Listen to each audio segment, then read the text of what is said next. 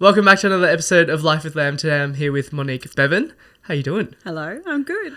Great to be here. Yeah, no, literally. We've had a bit of a dilemma. The form and Google and all its witchcraft and whatever it's about, the form hasn't sent. So we don't necessarily have a structure. But for context as well, I work with Monique, who has now informed me that after all this time I've been calling her Mon, apparently she goes by Monique. So I apologise. No need to apologise. Monique and I have been working together for quite a while, I would say. Like a year. Yeah, it's been a year. Has it been your year anniversary? Mm-hmm. Wow, incredible. So we've been well acquainted, but haven't necessarily dived deep into, I guess, what you're about. And this is what the podcast is. And I guess for the listeners, what is your motto or your coaching stance at the moment? Well, I call myself a love and relationship coach just for ease, because people can relate to that and understand it. But it's really about just getting to the core of a person, like their true nature, and connecting them with their passion, whether that be, their passion in life or for life, passion with love and relationship, but generally connecting them to that part of their being that's really their life force. Incredible. I'm keen to unpack. I think I've had a few life coaches on, and it's been interesting sort of listening to the certain narratives and perspectives that each of them hold. So I'm keen to unpack yours as well. And after such a long time of being acquainted, it's like, let's get real, let's get raw. I'm really keen to, obviously unpack your story. I guess early days, did you ever know that coaching was something that you wanted to delve into? Early days. Are we talking early days in my life? I guess early days for me was in year 10 when everyone in my family was saying, so what do you want to do? Like it's getting to that pointy end where you start picking your subjects, you start getting into VCE, you want to achieve that really high ATAR and get into that really great institution. For myself, it was Uni Melbourne, a 95 ATAR. And you're sold this narrative. It's like, okay, you're going to conquer the world now. Like it's all good. Not necessarily the case, and have slowly grown and realized that through interviewing people and getting to know different stories and perspectives. I guess for you, when did it all start? Well, for a start, in year 10, that was back in the 80s. So a coach was like someone you had to play basketball. Yes. So no, coaching wasn't on the radar at all. And, I really was quite rebellious at school. I can sense that. Yeah, I know, right? Which has served me really well in lots of ways, and in other ways not, especially if I'm being rebellious against my own self. But in year 10, I decided I wanted to be an exchange student. So that took a while, and mid-year 11, I left and went to the States for a year. So that kind of changed the whole trajectory of everything, because in my mind, I left the country thinking I had to come back and after a year and complete year 11 and year 12 and be a year behind all my friends. And I was willing to do that just to have the experience, which was, I look back on that and I go, wow. Yeah, what compelled you to do that? I don't think, especially in Melbourne, we're in such a close-knit bubble, everyone's sort of looking around at each other, sussing each other out. Oh, what are they going to do? What ATAR are they going to get? What job are they going to get into? Are they going to be successful? XYZ. What compelled you to go to the States? Yeah. I had a friend who came from the US and was an exchange student, and we just got along really well, and I thought, this is a great opportunity. Why wouldn't I do it? So I think seeing somebody actually leave their home and come to Australia for a year was really good. And look, times were different then. There wasn't the same sort of pressure. There was different pressures, but just definitely not the same as like my daughter, who's 22, and all of her friends, and you and everybody that we work with, because everybody's 22, aren't they? Lululemon. Actually, do you mind elaborating a bit on the difference in pressures now? Like, what are you seeing in your daughter's life that might have been contrasted with, say, yours? Well, this was before the invention of internet. Wow. Imagine that. Yeah. Oh my God. Thank God, right? Because we wouldn't have done a lot of the things that we did as teenagers if we thought we were going to be filmed doing it. you know, that we could be cancelled, that we could be, you know, ostracised or, you know, exposed in any way. It was just a totally different environment. So I think that, you know, you guys have grown up in a very anxious environment, anxiety-provoking environment. Absolutely. It's like walking on eggshells. Oh, you're exposed to so much more information, and it's right at your fingertips, and that's stressful. Like, my dad used to watch the news every night, and that was stressful. 6 o'clock news for half an hour, I'd be like, oh God, can't cope with that.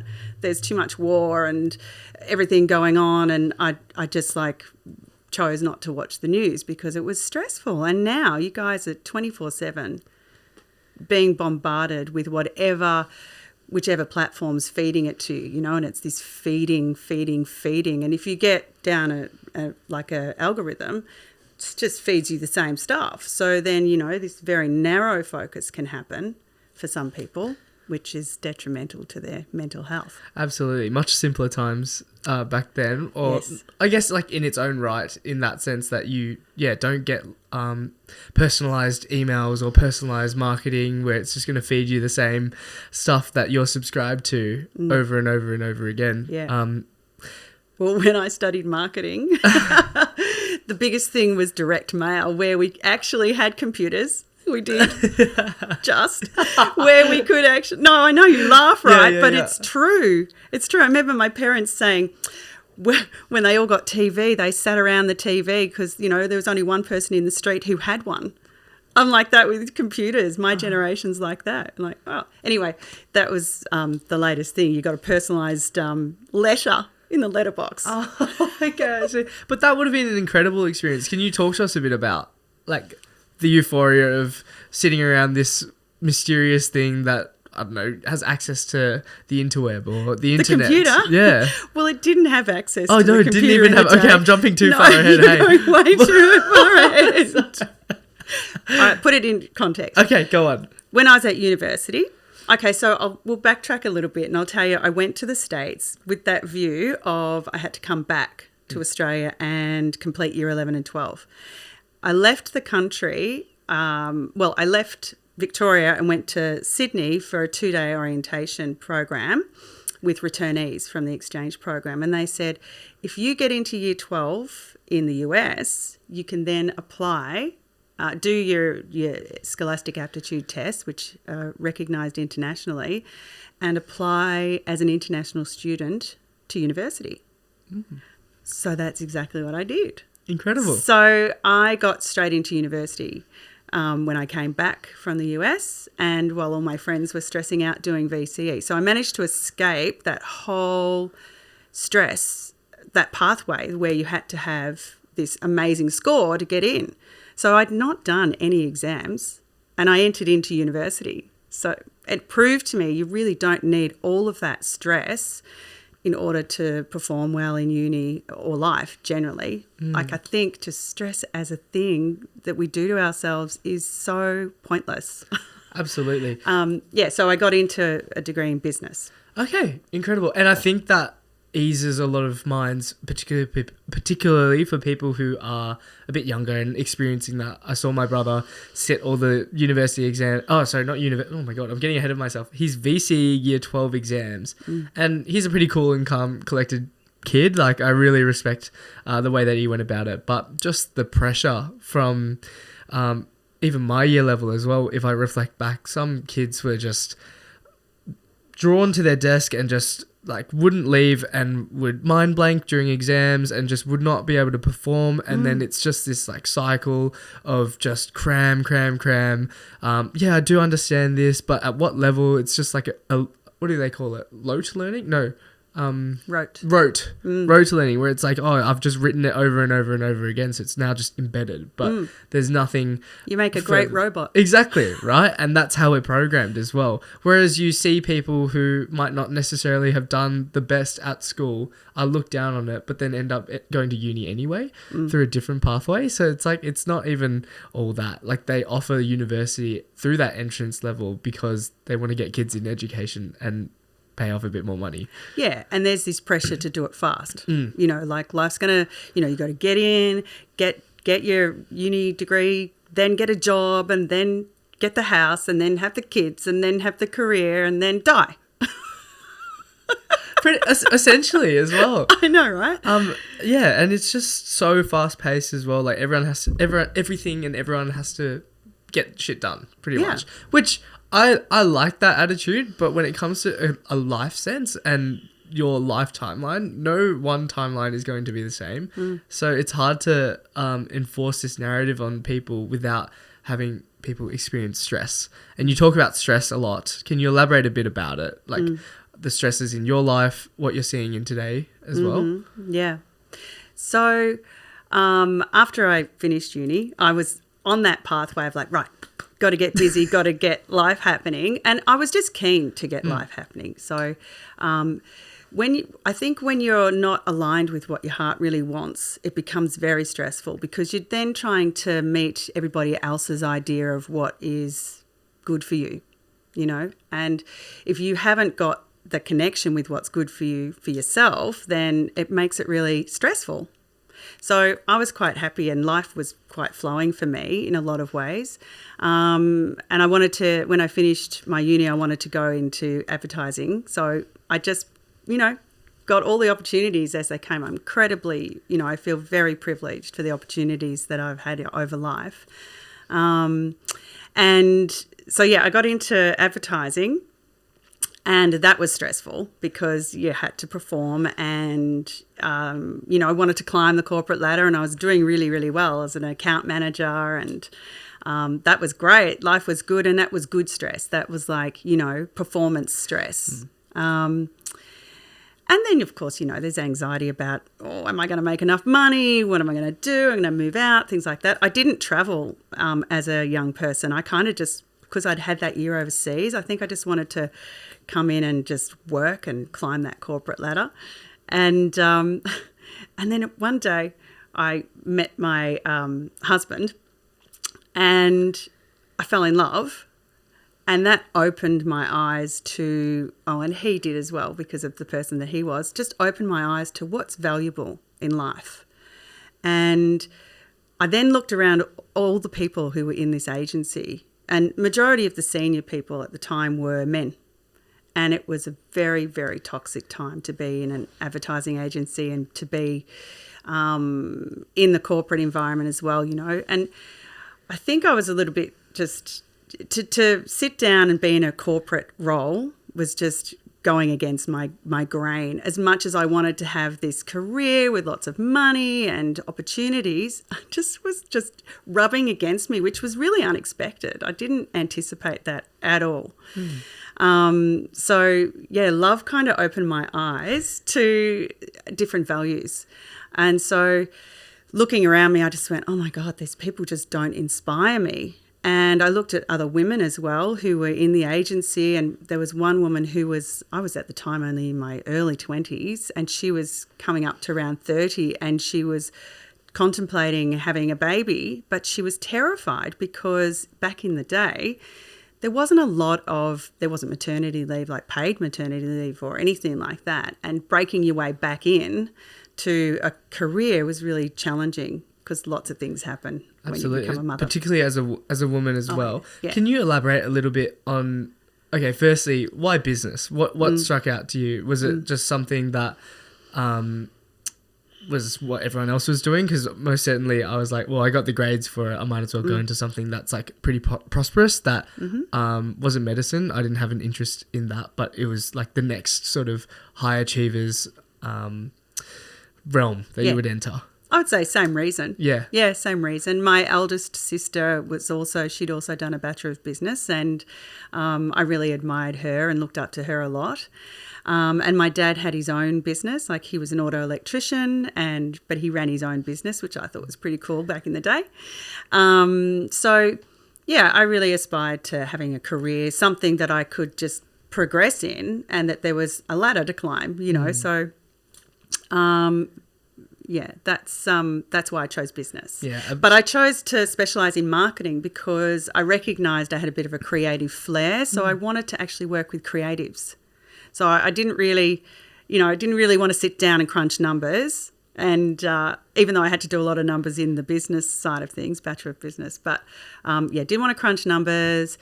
HR at the time wasn't real. It was very, wasn't what it is today. It was very much like industrial relations and personnel and rules and your lawyers of your employee relations. So it was all a bit dry for me.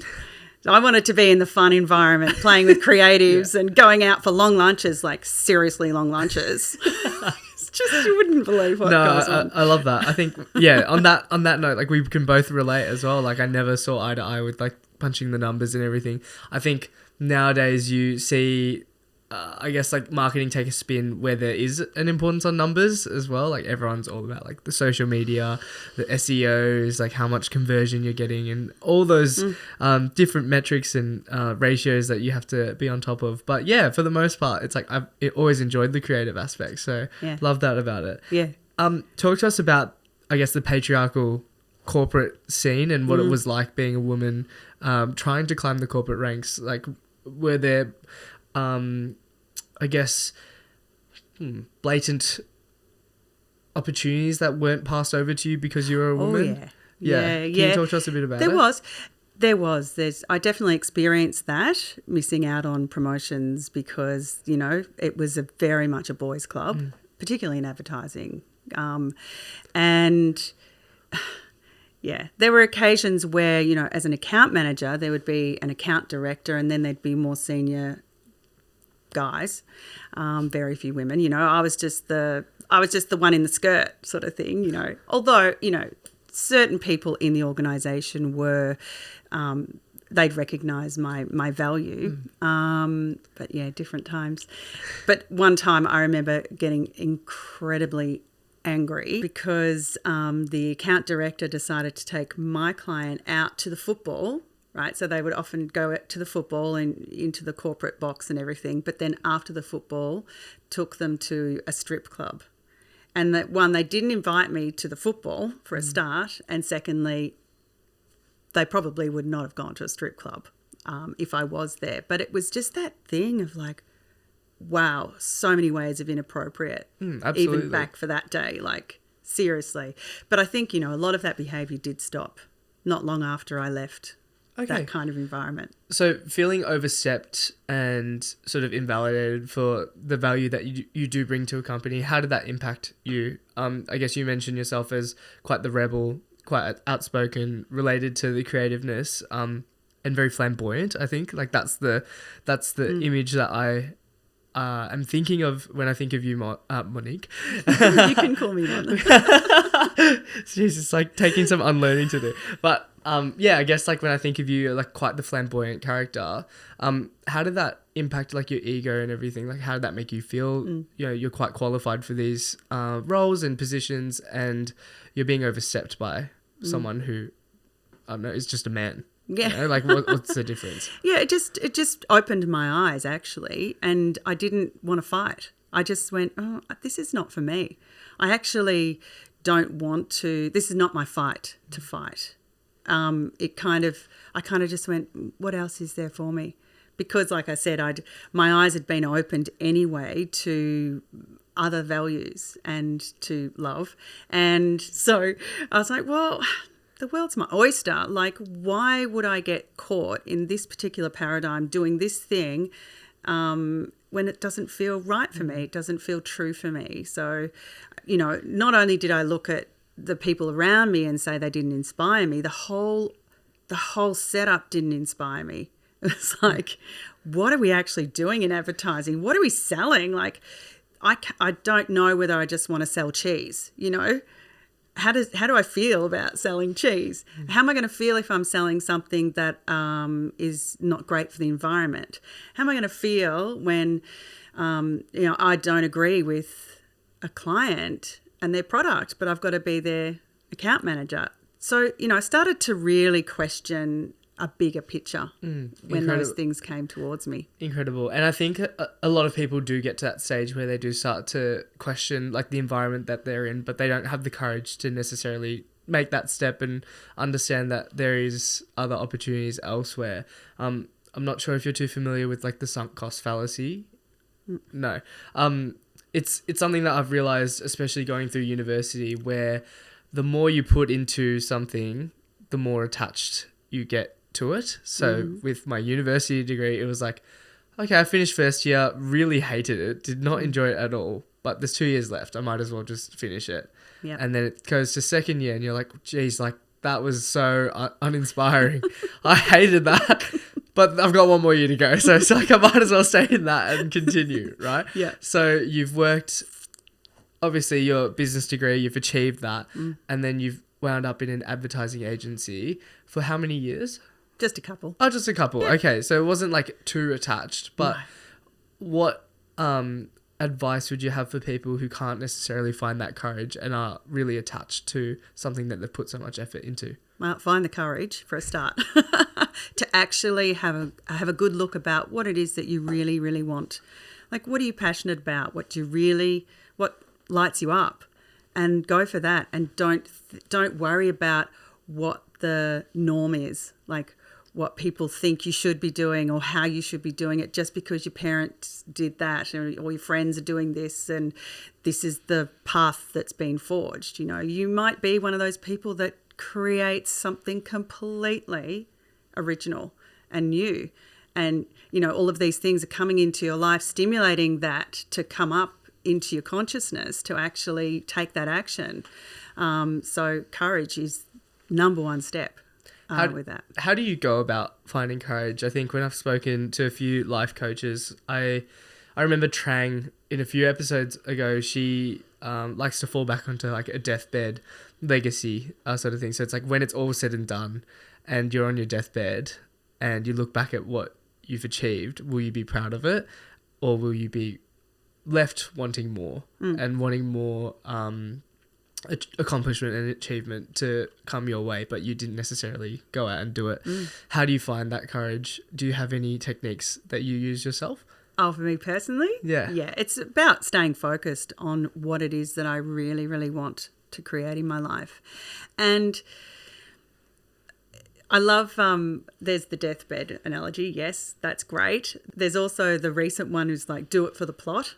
Have you heard that? I have not. Please talk to us. My daughter brought that one to my attention. I just love it. I love it, love it, love it. It's like, you know, for book lovers or movie buffs, just when life happens, you know, take action for the plot. So like, how interesting is the plot of your life?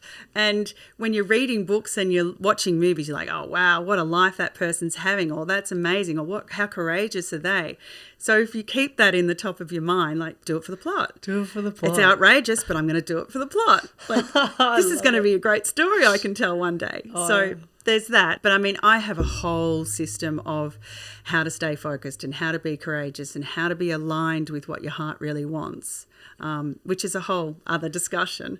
But yeah, courage to leave the agency was kind of obvious. It just wasn't floating my boat. So I just went, all right, I'm going to do something else. I felt like I was capable. So, you know, I think at the core of your being, you have to actually feel like you're capable to have courage. So if you can't get to that point, you've really got to actually invite some help and ask for help to find that place where you do feel capable to have the courage to take the steps that you need to take. Yeah, brilliant. So from, I guess, leaving the agency, finding love, what were the steps from there? Yep. How did life develop from that aspect?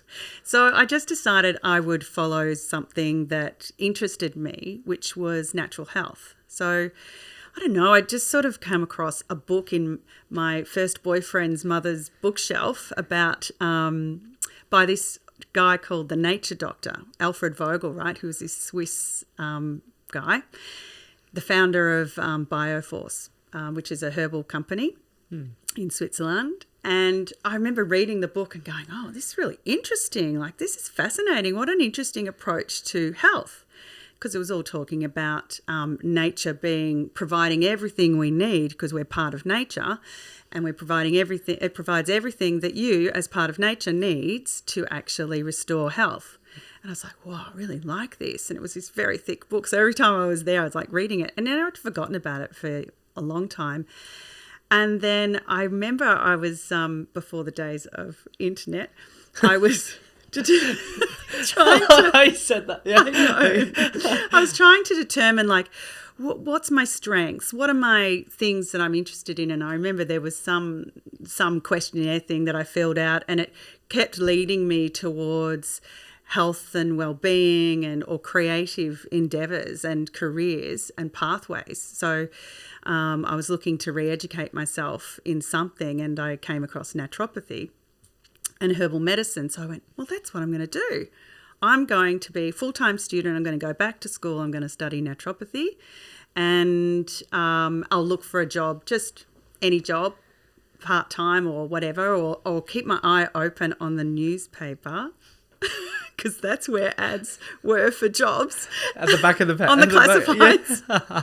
I'll keep my eye on the paper for a suitable job, right? So I made that decision, and of course, this is what happens, right? When you align with your heart and you align with what it is that you really actually want to do, lo and behold, my perfect dream job became available in the newspaper, and it was a product and marketing manager for Bioforce Australia. Oh, brilliant. The guy who wrote Alfred Vogel's company, right? Oh, so good. I know. And marketing as well. And marketing. Oh. So I went, oh, that's my job. Wait, what was that word? Did you just serendipity? Serendipity. Is that? It's kind of like, it's not coincidence. Yeah. It's like you've manifested serendipitous. It's, Yeah. Okay. Brilliant. I love that word. Magic. Yeah. It is magic. a good word, isn't it? Yeah. It's like magic. Word. Yes. Yeah. Absolutely. So I just went, oh, that's my job. So I rang them and I said, I want to come to an interview for my job. And I rolled in there like, this is my job. Of course you did, yeah. I did. This is my job. And I gave them the whole spiel about, where I'd come from, how I got to where I was, and why I was the right person for the job. It's a very small organisation in Australia. At the time, there was 6 people in the office. So I was the marketing department.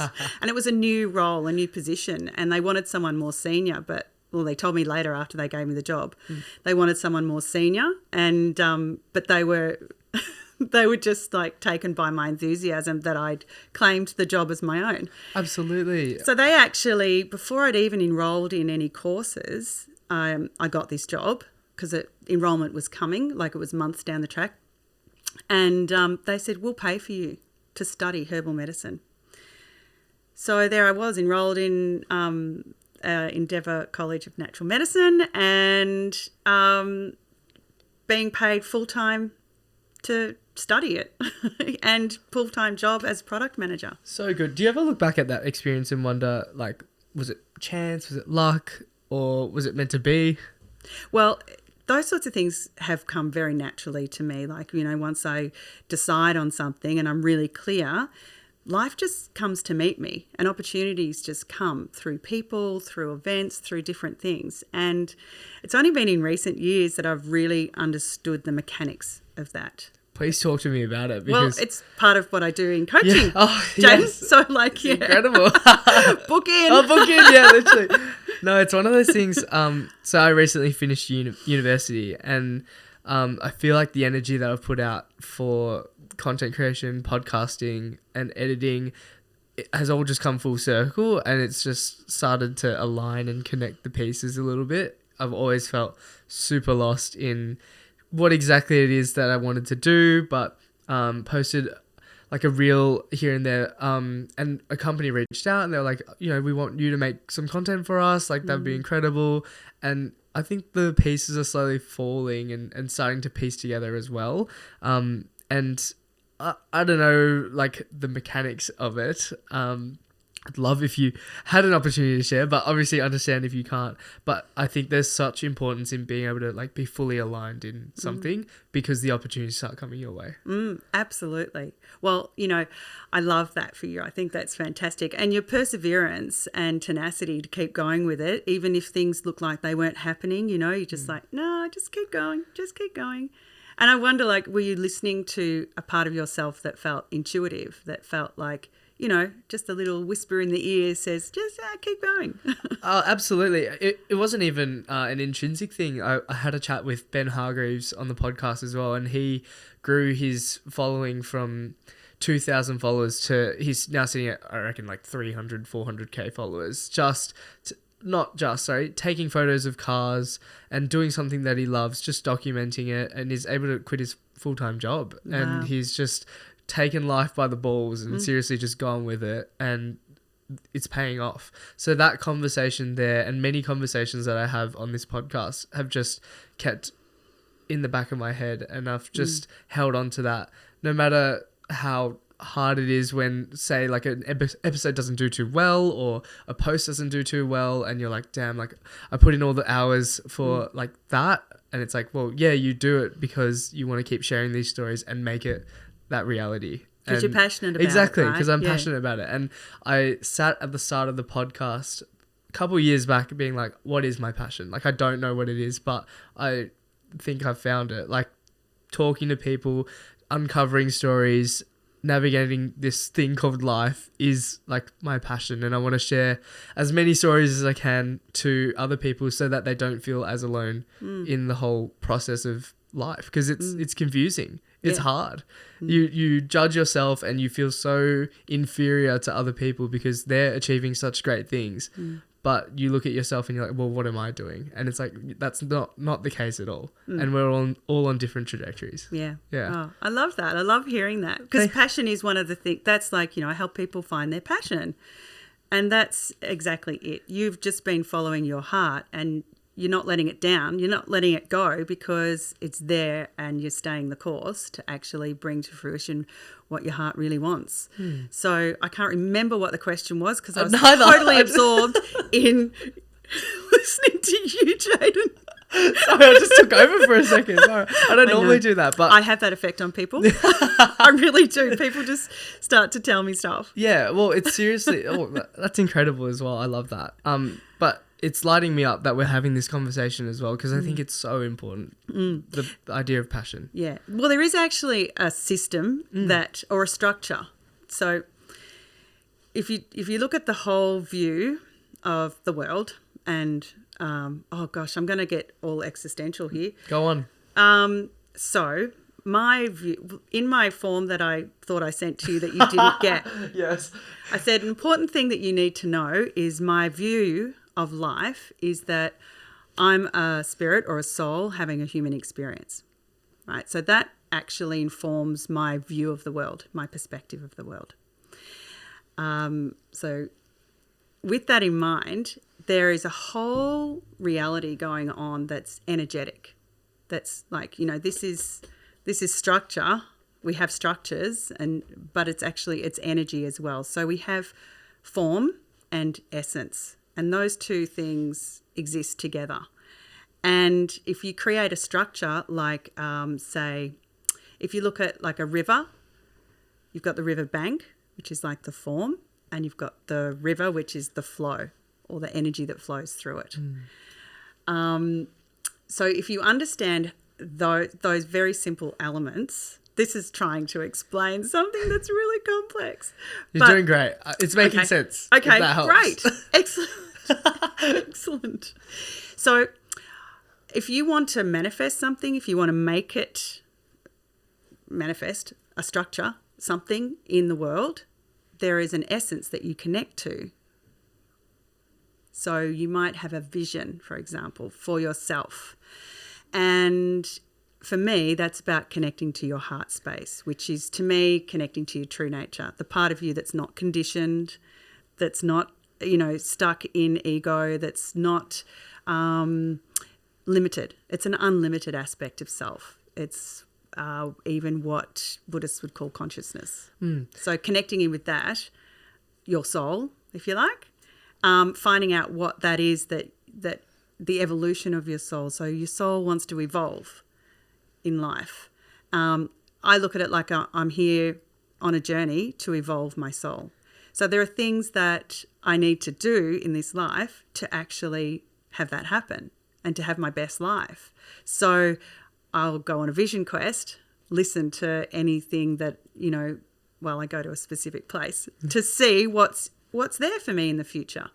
And what do I want to create in the future? What do I want to create? So I then have a structure put in place where I'm always focusing on a few things that are in the future and magnetizing those things to me through, specific techniques. Incredible. You mentioned like the conditioning of society as well, and the I guess mass influx of ego as well. Maybe not even influx, because it's all innate. Like we all have an ego. It just depends on how big and small it is and how in control of it we are. And also, I guess there's an abundance of misinformation or information going around which causes stress and everything to impact the energy or the soul, as you were saying. How do you negate those aspects? Is there a way that you go about it? There's just so much noise in the world, which makes it so hard to get really clear and specific with exactly what you want to do. Is there one thing that jumps to mind that has helped you? Practice. So I don't know if you know, but I do yoga, and I have a home practice of yoga, which is a daily yoga practice. And I have other practices attached to that which help keep me focused. But like anything you want to hone, anything you want to become a masterful in or at, you practice. So overcoming the power of the ego, so the part of you that wants to survive. So ego is a beautiful thing. It's designed to help us survive. And what our soul really wants is for us to thrive. So how do you go from survival mode into thrive mode? And it's when you practice connecting all the time back into that higher self, that part that wants you to thrive. And that requires constant connection. Yeah. Coming back to it all the time. And so lots of people find that connection through music, through art, through creativity, through meditation, through yoga, through Tai Chi, through all sorts of different ways. But when you connect with that part, you actually know, you feel it. Yeah. Okay. So for yourself, yoga has been a staple to your life for how many years? Well, after I had the marketing job, with Bioforce Australia. I actually quit there after a couple of years because the managing director left. He was inspirational. He was young and he had a yacht and a 2-year-old and a wife, and he went, right, I'm going to sail around the world. Take my family. See ya. I'm like, no, you're my dream boss. And the guy that took over, I don't think we were a very good match. But by that stage, I'd already done a lot of my qualifications. So I was like, all right, that's okay. I'll do something else. And so I just took my time. There's a few other stories in between there. But ultimately what ended up happening was I opened my own business with my husband at the time, which was a yoga studio and wellness centre. And a couple of years after that, a retail shop.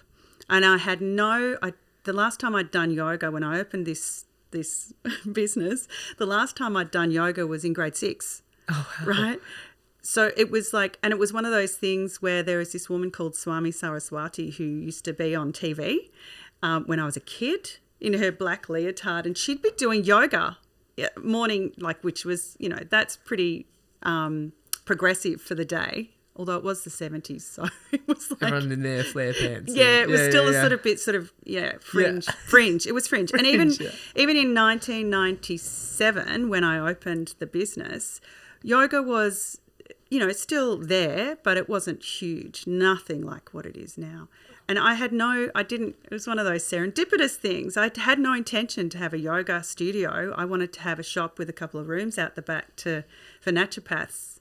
And massage therapists. Anyway, turns out I walked into the place that I was looking to lease, because I tried lots of different spaces, and I walked into this one space and I went, maybe I could completely change what I was going to do and open a yoga studio. Let me go and find a yoga teacher. What separated that space from the others? Like what inspired that thought? Well, I was originally looking for retail space that would house 2 rooms out the back. So I wanted to have like a health food shop sort of scenario. Yep. With essential oils and, lifestyle, like things that would support a more spiritual lifestyle and more health oriented lifestyle. And so every place that I looked at, I was like, oh, it's not quite right. It's not quite right. And then there was this building that had been renovated in Eltham, and it was just a little bit quirky, a little bit different. And it was an upstairs office area that was available to lease. So I went up there and I looked at it with my husband and we looked at each other and we went, this is really nice. Why don't we just actually do more treatment rooms and a yoga studio and have retail as a secondary thing? Like, we'll just sell yoga mats and heat weights and essential oils and incense, right, in the wellness studio. So we're like, oh, okay, let's do that. So we did that. And then 2 years later, underneath was this whole other business. There was this great, it was actually quite a really lovely community hub in this building, because there was this great cafe that opened. Brilliant. Underneath us, which was fabulous. And bookshop was huge. That back in the day of, like, you know, where you went, had coffee and looked at books. And and there was this other little tiny little shop, right? And it came up for lease, and somebody said to me, you should open the shop. I'm like, no, I'm not doing retail. No. I have a wellness centre and a yoga studio. I'm not doing retail. And I was adamant, and I went to bed one night, had a dream about opening a shop, woke up in the morning, marched in there and signed the lease. Really? Yeah, did that. So, I can't remember the question now, but there you go. There was that. Oh, incredible. I love the idea of wellness stations or hubs as well. Like, I love the concept of that. And I love when there's like a little community of shops that are very synergized with one another. Like, it makes sense. Yeah. One that comes to mind is an osteopath that I occasionally visit, Movement by Design. He's in a wellness hub that has like infrared sauna and recovery boots, and then there's a CrossFit studio out the back, and then there's a dietitian and all these different complementary practices that just make sense. Yeah. And in that sense, like, that is so beautiful. The idea of you have the yoga studio that you can practice in, and then you have the therapists, like massage therapists and naturopaths, and then you can make your way down and have some food after. Yeah. Like, it's just so that's exactly synergized. how it was. And then they'd also come into the shop and then they'd buy a whole bunch of stuff. But I remember now what we were talking about. Oh, okay. We were talking about my yoga practice. Yes. So originally in the business, I trained as a massage therapist. So I massaged for a couple of years and everything as well. But yoga, I was always just like naturally flexible. And so I'd do a couple of yoga classes here and there myself. And there's just part of me just like always knew that yoga was going to be something big in my life. And well, it was, because we had up to 25 classes a week. And that was before the days of apps that would manage all the bookings and payments, right? Yes. So completely different scenario now. Getting back to, like, you know, how you have to focus on what your heart really wants and keep coming back to that. And that is practice. And, you know, you have a vision and you set about going towards making that become manifest. Well, I just remembered that years after I'd opened the business and the shop was downstairs and the other business was upstairs and all of that was happening, I came across an assignment that I did at the College of Natural Medicine, and it was like, describe your perfect business once you graduate. I read it and I was like, no way! I described the business that I actually created. And this is well before I even thought of opening a yoga studio, and I'd forgotten all about it, right? I was just like, this is how it's going to be done, because I'd seen that model of like a shop with rooms at the back working. But what I had forgotten was that I'd already seen a vision of this place and written about it a couple of years before I actually built it. So, you know, that's what I mean by I was naturally doing this stuff that I now have the systems and the tools and the techniques and the processes to take you through it, for example. And I know that it's going to actually work. So good. Yeah. So, yeah, that's you know, That's how you founded your creative hub, or the practice. Yeah, it happened because I was aligned with something greater than myself. Like I wanted when I read this document that I'd written, it was like about being in service. It was about serving the community, creating a hub, doing all of that. And I'd completely forgotten about that when I actually went looking for it. But my heart didn't forget. So it was, you know, magnetizing all of the right places, opportunities and people towards me.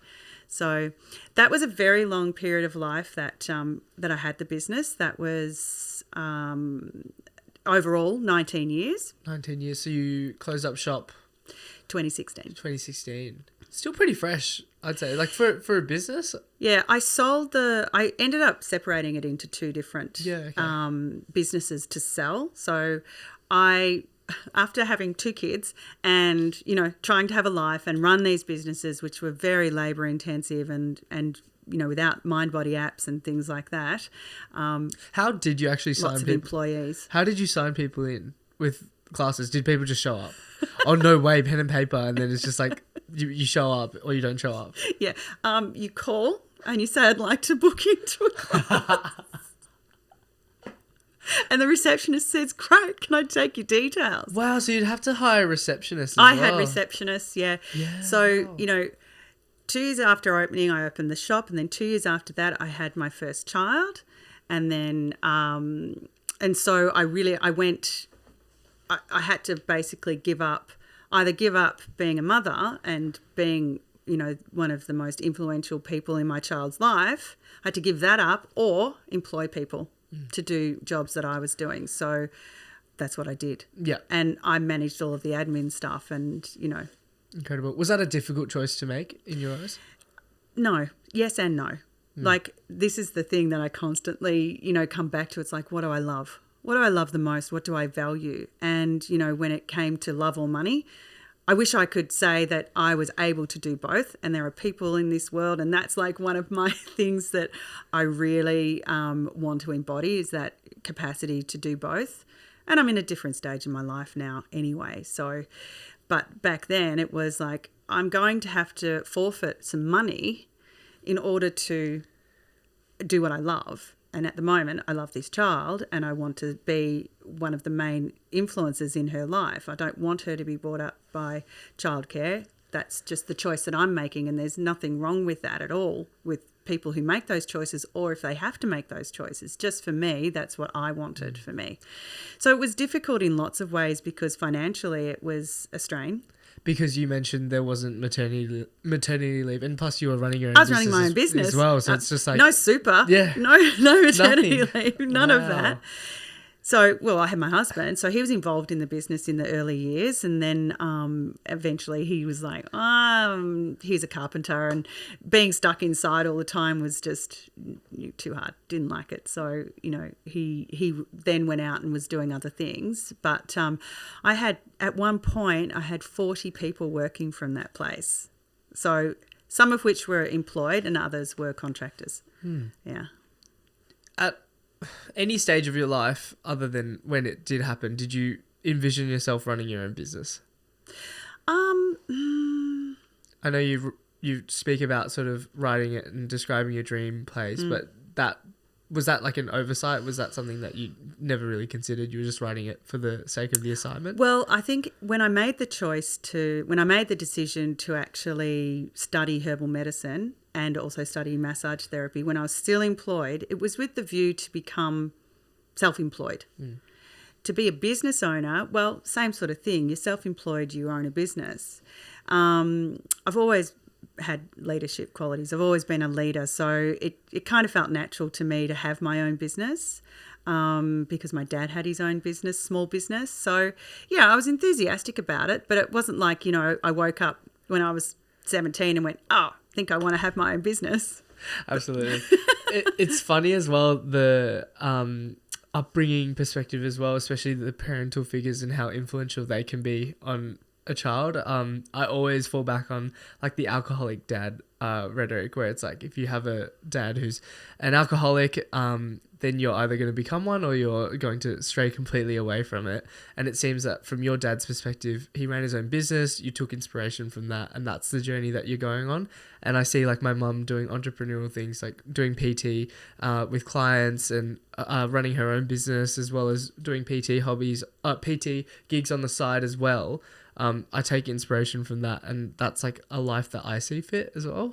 That's just great. Funny little I don't know, it's just like you take inspiration from the people that are closest to you as well. Yeah, well, you're building evidence to suggest that that's going to be a successful pathway. 100%.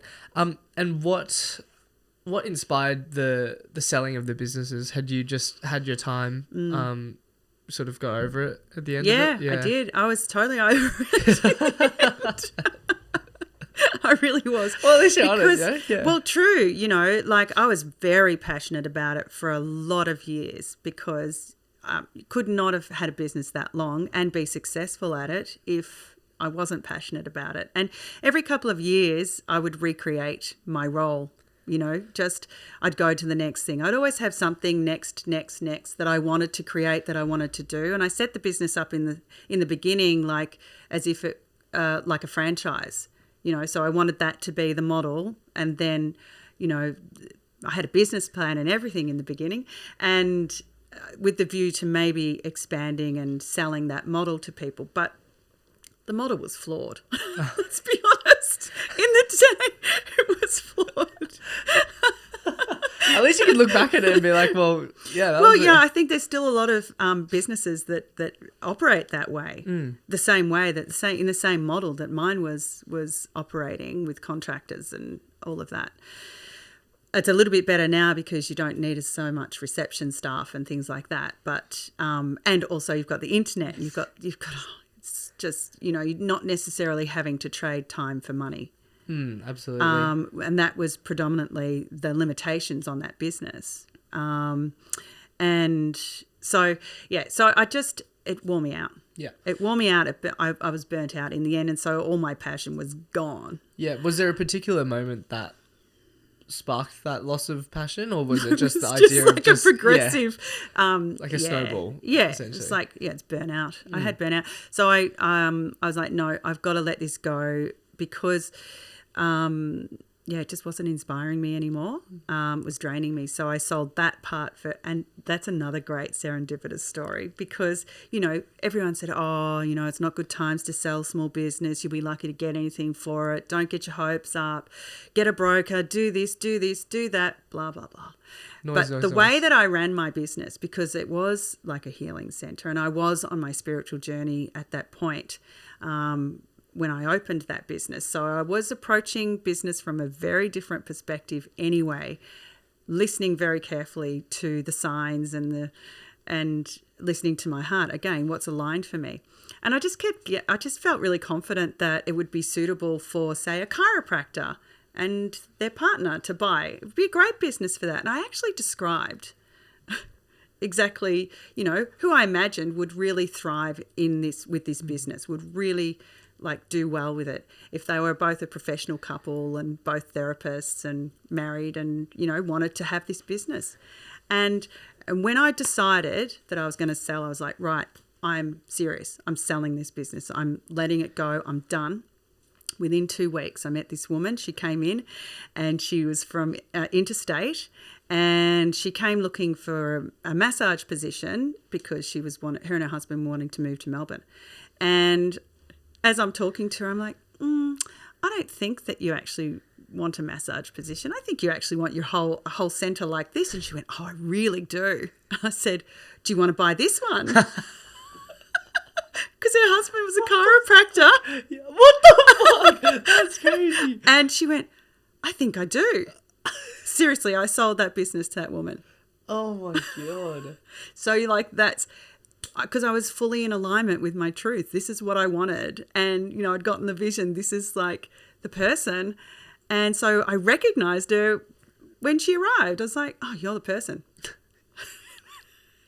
Oh my sold God. it. And the way I sold my shop as well, because once I sold that, I was just spending time in my shop going, what am I going to do? Yeah. I don't know what I'm going to do. I have to find my passion again because it was all dried up. I'm like, I'm over it. I'm like, there I was in service of the whole community, and I feel like I'm poor and I'm, burnt out, and oh, woe is me. And anyway, so with the shop, once I decided again that I was going to sell, I actually got a job with somebody else before I sold it. I was running someone else's natural health business. Okay. And so anyway, I decided I wanted to sell, and I said, and I never did Facebook posts. I'm not a Facebook. I had one of my staff used to post things for the shop, and anyway, so I did a post that just said, I've finally decided to sell my business. If anyone wants it, message me. And about 2 weeks later, one of my employees said to me, have you checked your messages on? I'm like, no. She said, about 3 hours after I posted that, a woman said, I'm interested. I sold the business to her.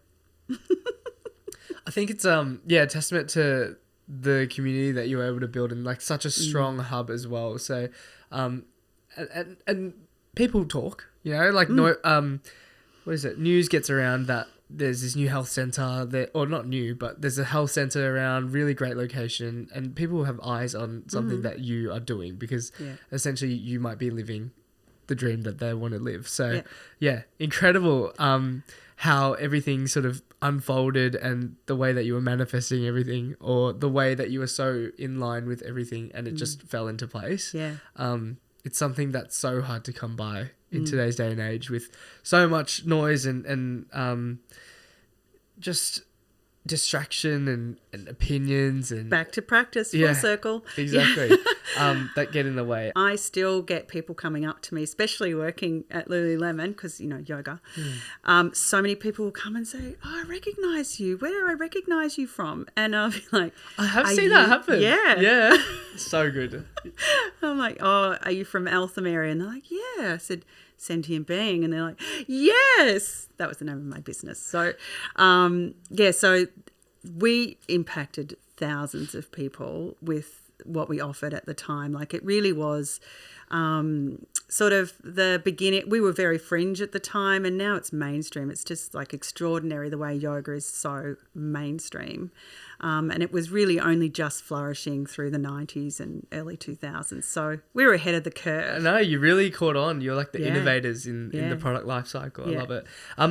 I guess let's talk about the yoga influx and how mainstream it has become. I guess there is like still that stigma around spirituality. I think a lot of people are opposed to jumping full bandwagon onto it as well. It might be the next thing to go, to be honest, because yoga was that phenomenon that people like, not too sure, is it actually that good? And then now you see I think men are like the late adopters for a lot of things, stepping into yoga classes and really getting into practice with it. What's your thoughts on, firstly, it becoming mainstream? Yeah. So, after years and years of having a yoga studio and just doing sporadic yoga, it wasn't until 2019 that I actually developed a daily yoga practice. And I mean every single day. And discipline and me, not friends, right? Like, seriously. I'm disciplined because I want to achieve something at the end of the day, but discipline for me personally, sticking with things for myself, not very good. And we've seen that throughout the course of your career. It's like, what's next? What's going to inspire me? Yeah, that's right. That's right. So I made a decision that I was going to I wanted a yoga practice, and I wanted to do it every single day. So I get on the mat every single day, even if it's like just to lay there in child's pose. But it's a practice, right? So again, back to practice. But yoga going mainstream was very Californian, like I think it did become something where people were wanting to be seen, like the beautiful people did it. And I think for a long time it lost its true purpose, its true capacity to transform a person and to connect them to their spirituality. And I think there's a lot of people who still do yoga who are not engaged at that level. Yoga actually came out of the tantric path, which is just a whole range of practices it's like a science or a technology for spirituality. And yoga was one of the things that came out of that, and we've adopted it in the West. But, if you were to follow the whole pathway, it involves a lot of practices to build energy body, to connect with sound through mantra, connecting to breath. All of that actually starts to wake a person's energetic body up and connects them to something that's beyond their physical self.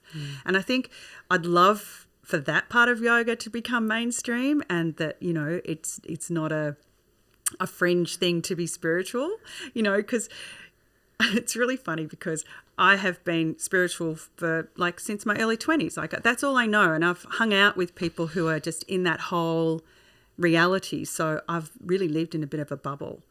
And so I don't see myself as spiritual in a way. You see yourself as normal. So I'm normal. Exactly. So I've had a lot of reluctance to actually going out and talking about my spirituality, because one, I don't want to be seen to be on the bandwagon of everyone talking about spirituality. And secondly, it's just natural. It's this is me. It's just who we are. It's and it evolves and it changes and it grows. So I really hope that if when yoga truly does go in mainstream, that the true yoga goes mainstream. So it's not just a hot lady in group doing yoga. But I have to say, doing this daily yoga practice, you can't just do yoga once a week. From my perspective, good for you. Good just to do yoga. I celebrate that. That's amazing. I love that. So if you just do yoga once a week, that's fabulous. But if you really want to do yoga, yoga's a daily practice. Yoga is just a way to actually grow, expand, transform. It's about, really just expanding your whole capacity to be your natural true self, free of conditioning, free of, it's a path of liberation, basically. 100%. The commercialization of these practices is what probably kills them at the end. Yes and no. I actually think it's okay. Whatever gets the message out there, and the truth will prevail. It's true. It will have this resilience that will cut through all of that stuff. True. Because if people are doing yoga, if they start off doing yoga because they want to look and feel beautiful from the inside out, that's great. They'll eventually wake up to what else yoga is about. So, keep doing it. Incredible. I love that aspect. I think, you don't really talk about, or I don't really talk about, yoga and the meaning of it on the podcast, but it's incredible to see the sort of narrative and its trajectory that it's headed in, and where the early adopters are versus currently it's in its growth stage, essentially. People are more and more acclimatized to going and trying it out and seeing what the hype is that it is about. But I'm keen to see what the spirituality part of it looks like. There have been practices where I've just been wow, I feel awesome from this, and I feel so connected and grounded. And I'm not even just saying that for the sake of it. You genuinely feel some sort of connection and energy from it. Yeah, definitely. And you don't always feel it. It's like anything, that you're practicing. Some days you're on, you're in, you're doing it, you're feeling it. Other days you're not. But that's life, right? And that's the practice of life too. It's always just keep coming back. Keep coming back to what you love. Keep coming back to what your heart really wants, to what your passion is. And, over the years I have strayed really far from my truth and from my passion and from my spirituality. But as long as you just keep coming back. Well, I was going to ask as well. So you've run this business for over a decade. 19 years. Yeah, almost two decades. And you've really just burnt yourself out and you've lost passion. And passion is one of those things that you really, I think a lot of people die without finding what they are passionate about. And it's really sad. But you've found it and then burnt it. What was it like refinding it? Have you found it? Yeah, I again? was the phoenix. I am the phoenix. Yeah. Oh, true. Yeah, Phoenix. Hey. Yeah. And look, life, to be honest, life got a lot more fiery and there were a lot more ashes. So my husband did pass away in 2020. So I'd put myself in a really great, and the family, in a really great position by being employed at the time and not having a business. So again, just listening again to my intuition about the next step. And, you know, then life puts you in circumstances to support you even when the worst possible circumstances appear. And that was when we were in COVID as well. Yeah, wow. So, I mean, and you want to talk about timing, couldn't have picked a better time to go. If you're going to go, it was a great time in my circumstances for Russell to go. It was right at the time when we could have 50 people at the funeral. Oh, I didn't call it a funeral. It was a celebration of his life, right?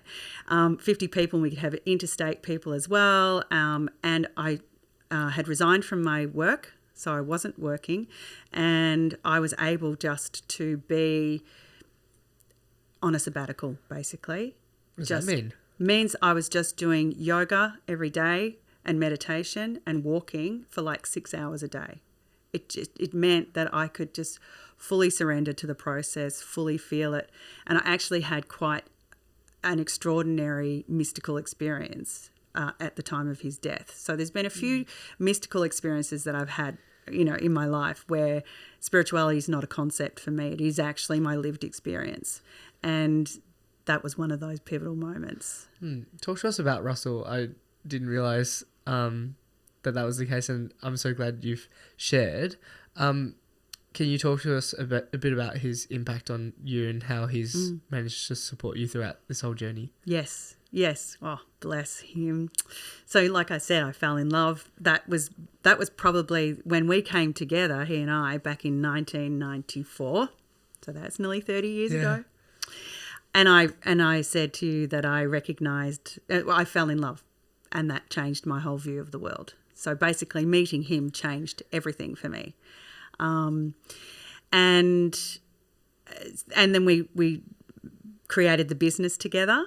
And that was not just a business. That was like we were already on a spiritual journey. We'd found our spiritual teacher, and she was an amazing woman who has since passed, and she passed quite a few years ago. But she taught Reiki. But Reiki was just the way through for her to awaken people to more.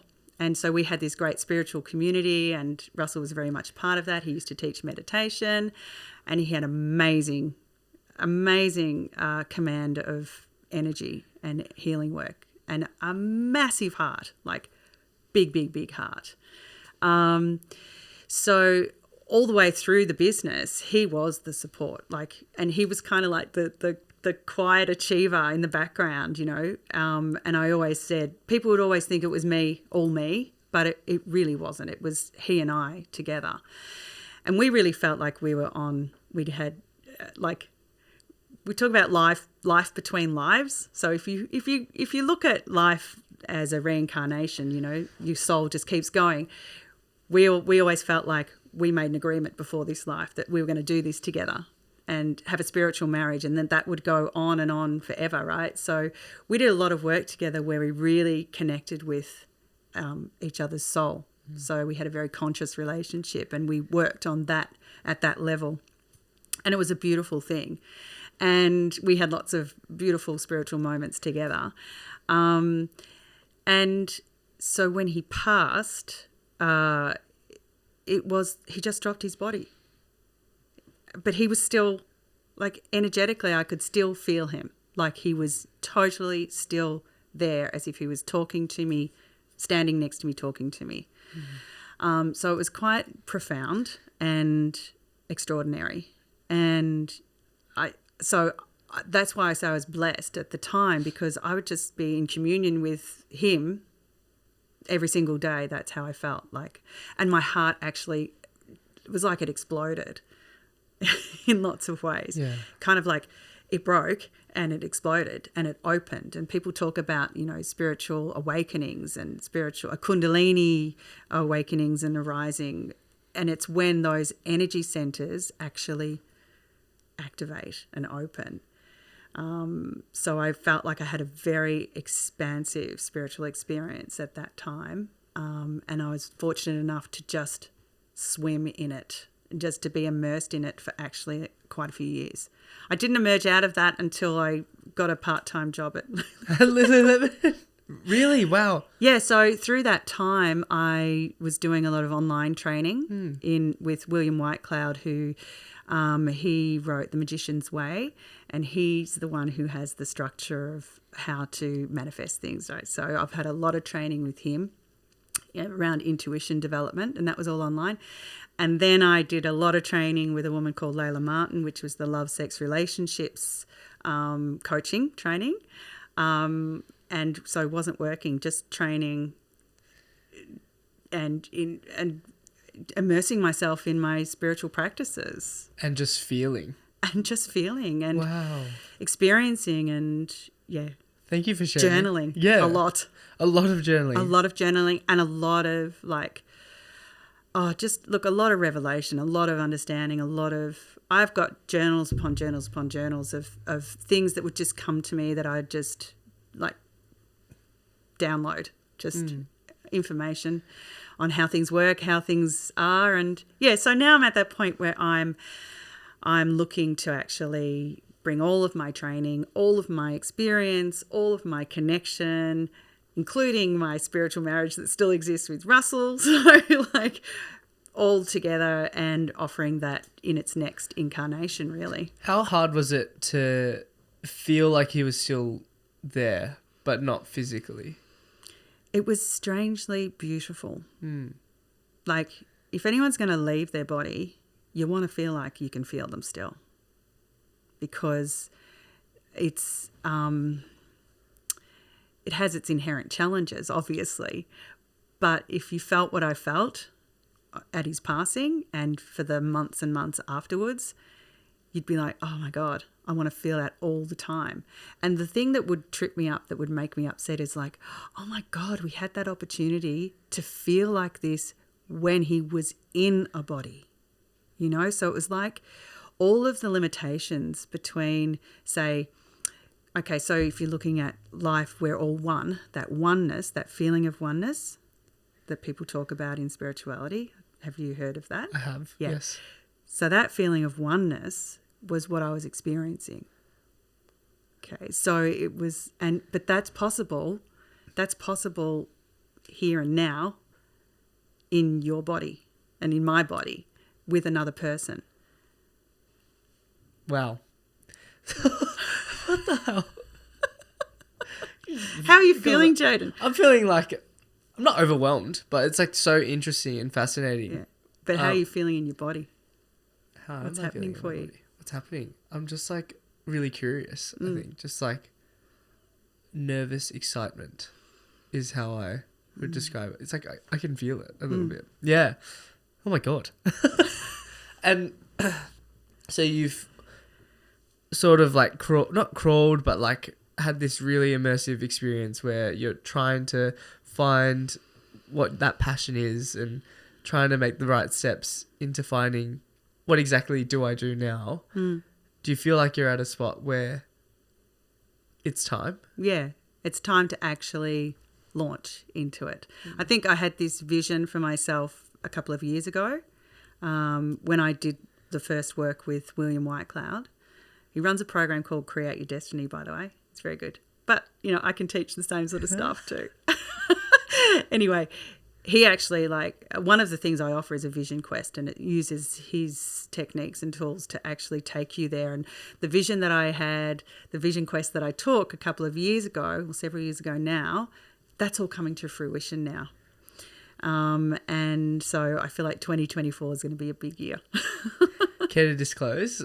Well, I've had a lot of clients coaching in my training and just through referrals and people who have heard about me and want to know what I'm doing.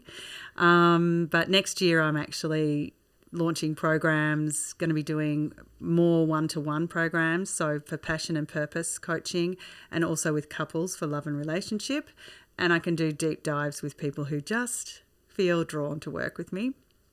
And also going to be doing collaborations with a couple of other wise women who are also like very spiritual people, and we're all on the same page with wanting to just make it normal. Just make it normal. Just like get yourself back to your true natural self and practice being that. Brilliant. We were talking off air about how you would advertise. Yes. Coming from that background, how are you going to advertise? I think this one's just a bit interesting to talk about. Yeah, okay. So me and social media, we're not friends.